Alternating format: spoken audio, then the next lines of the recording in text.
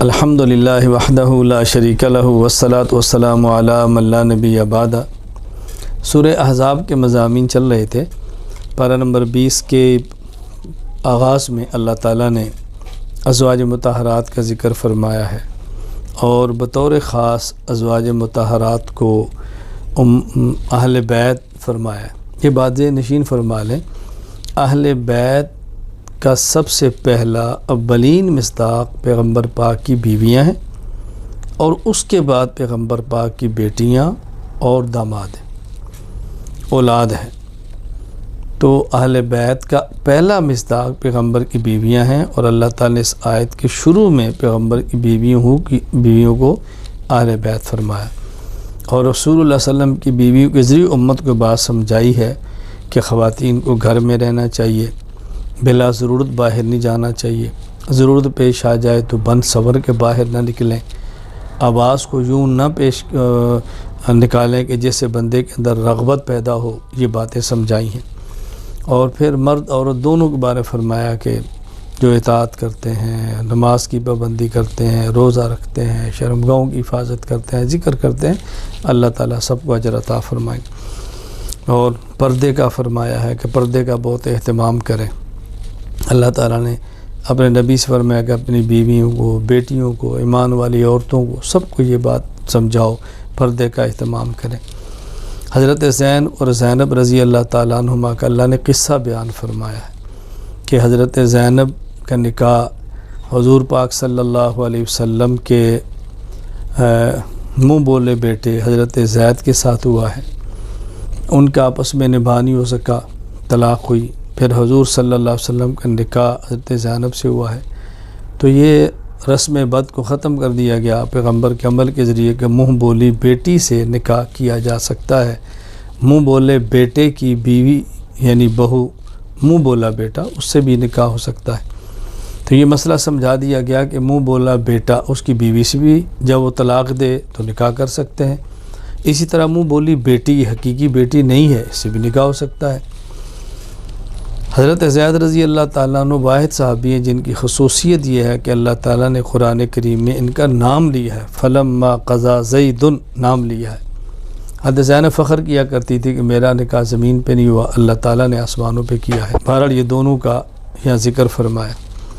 پھر ختم نبوت کا مسئلہ بیان فرمایا، ولاکن رسول اللہ و خاتم النبیین، حضور اکرم صلی اللہ علیہ وسلم آخری نبی ہیں، آپ کو نبی ماننا بھی ضروری ہے اور آخری نبی ماننا بھی ضروری ہے۔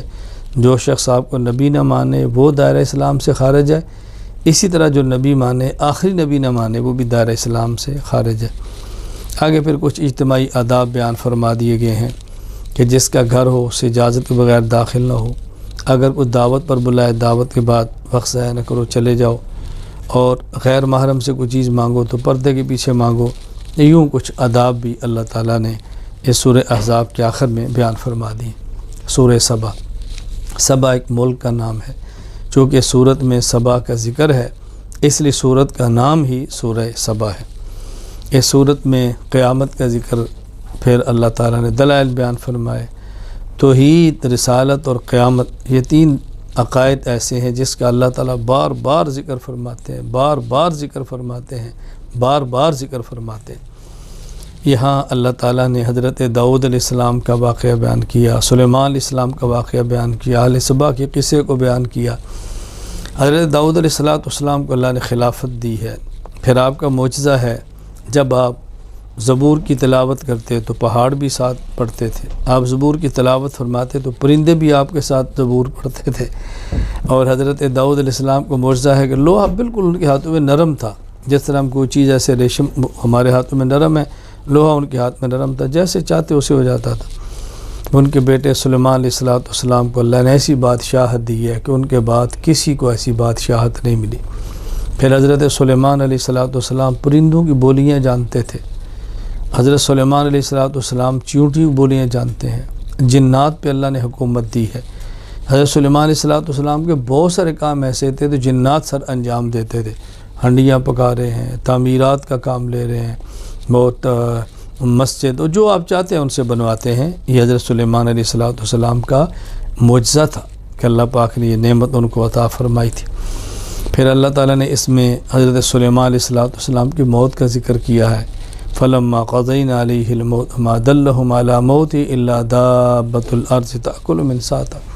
حضرت سلیمان علیہ السلام ایک لکڑی کے سہارے کے اوپر کھڑے ہیں اور جنات یہ سمجھ رہے ہیں کہ آپ اس دنیا میں اور کام چل رہے ہیں۔ ادھر جب اللہ نے موت کا فیصلہ فرمایا تو جس لاٹھی کا سہارا لے کر کھڑے تھے اس کے اندر اللہ پاک نے سیوک لگا دی، ایک کیڑا ہے، وہ اس کو کھاتا رہا۔ جب کھایا تو وہ لاٹھی گری، سلیمان علیہ السلام گر پڑے۔ پتہ چلا بھی سلیمان علیہ السلام تو دنیا سے رخصت ہو چکے ہیں، تو یہاں ان کا موت کا ذکر بھی کیا ہے۔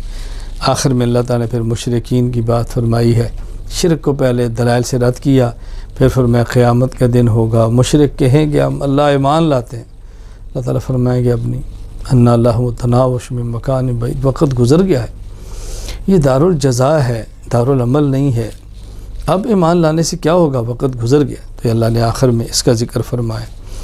سورۃ الفاطر، الحمدللہ الذی فاطر السماوات والارض، فاطر کا معنی پیدا کرنے والا، چونکہ الفاطر کا ذکر ہے اس لیے سورت کا نام بھی سورۃ الفاطر ہے۔ اللہ تعالیٰ نے اس میں توحید کے دلائل بیان فرمائے، شرک کا رد کیا ہے، دلیل کی طاقت کے ساتھ رد کیا ہے، اور پھر اس میں بطور خاص اللہ تعالیٰ نے ایک بات سمجھائی ہے، اللہ کا حلم ہے کہ اللہ فوراً مواخذہ نہیں فرماتے۔ اللہ تعالیٰ اگر مواخذہ فرمائیں اور فساق مجرمین کے جرم کی وجہ سے تو دنیا میں کوئی باقی نہ رہے، اللہ سب کو مٹا کے رکھ دے۔ کیوں؟ یہ دنیا تو ساری اللہ تعالیٰ کے نام کے لیے ہے، جب نام لینے والے انسان نہیں ہیں تو باقی چیزوں کو رکھنے کا فائدہ کیا ہوگا؟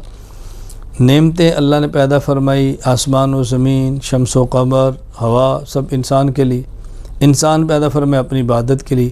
جب یہ عبادت نہیں کرے گا تو پھر چرند پرند سب چیزیں رکھنے کی ضرورت ہی نہیں ہے۔ تو اللہ کا حلم ہے کہ اللہ تعالیٰ تمہیں مہلت دیتے ہیں اور ایک وقت تک، اور اللہ تعالیٰ جب چاہے ختم فرمائے۔ پھر یہاں پارہ نمبر 22 کے آخر میں سورہ یاسین ہے، کچھ حصہ اس کا پارہ نمبر 22 میں مختصر سا، اور زیادہ پھر آگے پارہ نمبر 23 کے اندر آ رہا ہے۔ اللہ تعالیٰ ہمیں قرآنی ہدایات پر عمل کرنے کی توفیق عطا فرمائے۔